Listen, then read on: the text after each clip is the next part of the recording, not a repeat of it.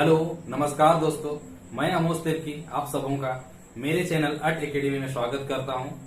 आज हम आप लोगों को बिजनेस मैथमेटिक्स एंड स्टैटिस्टिक्स का फर्स्ट चैप्टर कराने वाले हैं।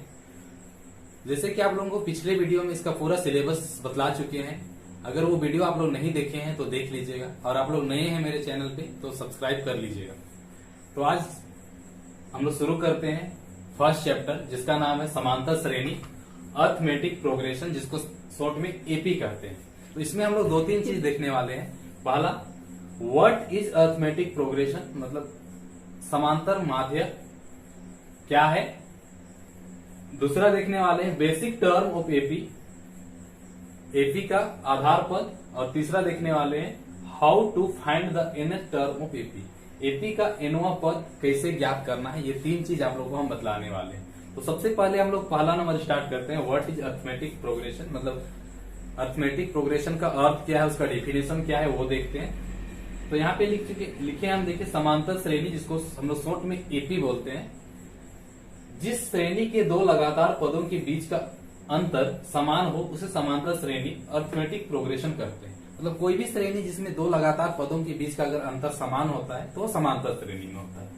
अब एपी के बाद वाले पद में से ठीक पहले वाले पद को घटाने पर जो राशि प्राप्त होती है उसे पदांतर कॉमन डिफरेंस कहते हैं। एपी में ठीक बाद वाले पद में से अगर पहले वाले पद को घटाते हैं तो जो अंतर आता है उस अंतर को हम लोग कॉमन डिफरेंस कहते हैं।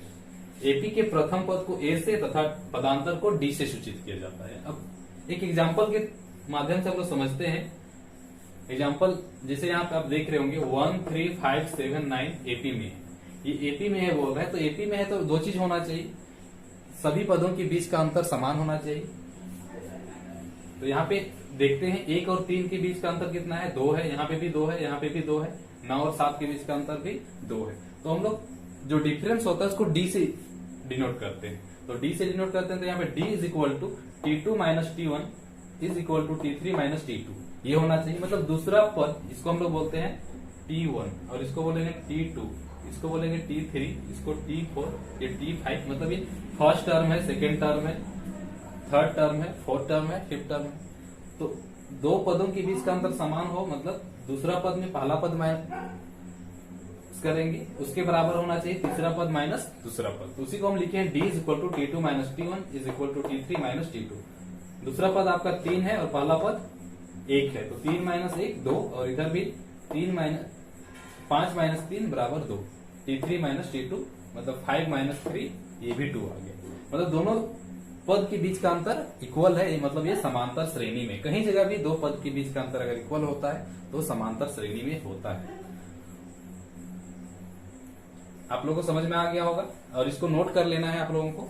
ये चीज आप डेफिनेशन अगर पूछता है या आपसे कोई भी पूछता है कि समांतर श्रेणी क्या है तो आप इसको बतला सकते हैं, ये चीज आप लिख भी सकते हैं। तो ये आप नोट कर लीजिए। दूसरा नंबर देखने वाले हैं बेसिक टर्म ऑफ एपी, मतलब एपी का आधार पद या जनरल टर्म ऑफ एपी बोल सकते हैं। ये क्या होता है? एपी का जो जनरल टर्म होता है, बेसिक टर्म होता है,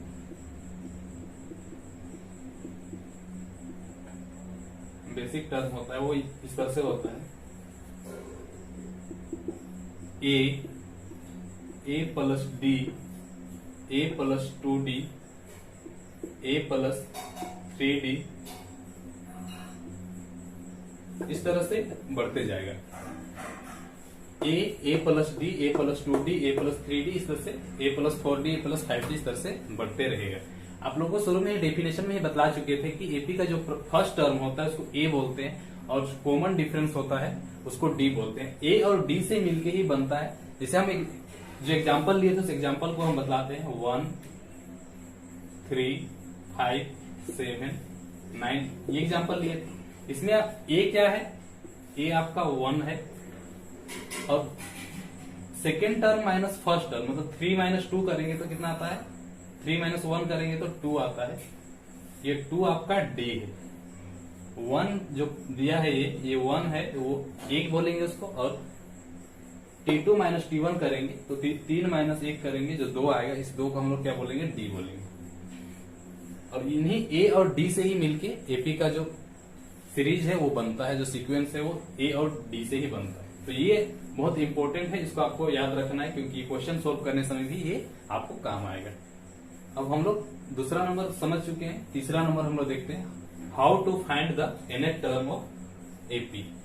ये बेसिकली तीसरा नंबर जो है how to find nth term of AP, मतलब एपी का nवां पद कैसे ज्ञात करना है। इसमें फॉर्मूला है, वो फॉर्मूला ही बतलाने वाले हैं। ये आपका फॉर्मूला है। वो फॉर्मूला क्या होता है टीएन निकालने का। टीएन निकालने का फॉर्मूला, जैसे हम बेसिक टर्म को यहाँ पहले लिख देते हैं, ए प्लस डी, ए प्लस 2d, ए प्लस 3d, इस तरह से आपका जाता है। तो अब तीसरा नंबर हम लोग देखने वाले हैं जो कि फॉर्मूला है, उसको हम लोग टीएन बोलते हैं। टीएन मतलब अंतिम पद होता है या nवां पद होता है। तो टीएन का फॉर्मूला होता है A plus n minus 1 into D. ये आपका फॉर्मूला होता है। अगर आप 10th क्लास में पढ़ते हैं और ये वीडियो देख रहे होंगे तो आप लोग को वहां पे टीएन के स्थान पे एल लिखा जाता है। इसको एल भी बोल सकते हैं हम। L is equal to, L मतलब last term, A plus n minus 1 into D. यही चीज है, दोनों सेम चीज है, कोई अलग नहीं है। या टीएन मिल सकता है। आप 12 में पढ़ते हैं तो अगर कॉमर्स के स्टूडेंट है तो आप वहाँ टीएन देखते होंगे, और 10th में अगर पढ़ते हैं तो वहाँ पे एल लिखा हुआ होता है, ये लास्ट टर्म होता है। अब इसमें टीएन क्या होता है वो चीज जानना है, जैसे यहाँ पे हम सारा चीज लिख देते हैं। टीएन बराबर अंतिम पद, जिसको हम लास्ट टर्म बोलेंगे।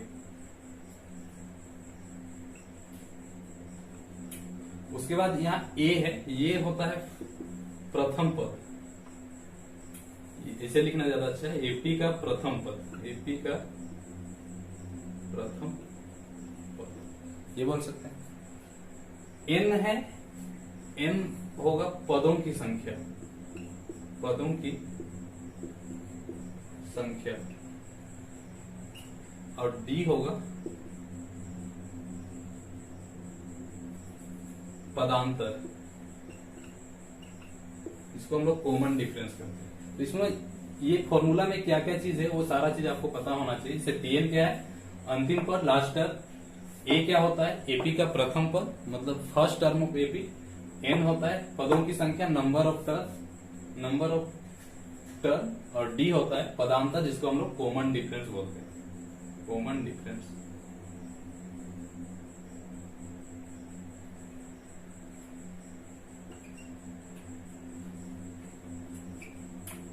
इतना चीज हम आपको समझ में आ गया होगा। अब हम लोग कल से जो क्लास होगा उसमें हम लोग क्वेश्चन सॉल्व करना सीखें। आज के लिए बस इतना ही। फॉर्मूला सब आपको नोट कर लेना है। हम लोग अगले क्लास में ये सब कंप्लीट करेंगे। तो अगले क्लास में हम लोग देखेंगे कि किस तरह से हम लोग क्वेश्चन सोल्व करेंगे एपी में।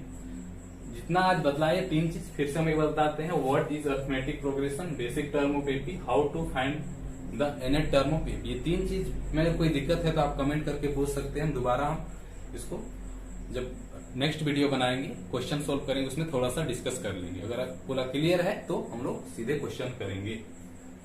Okay, thank you. आज के लिए इतना ही।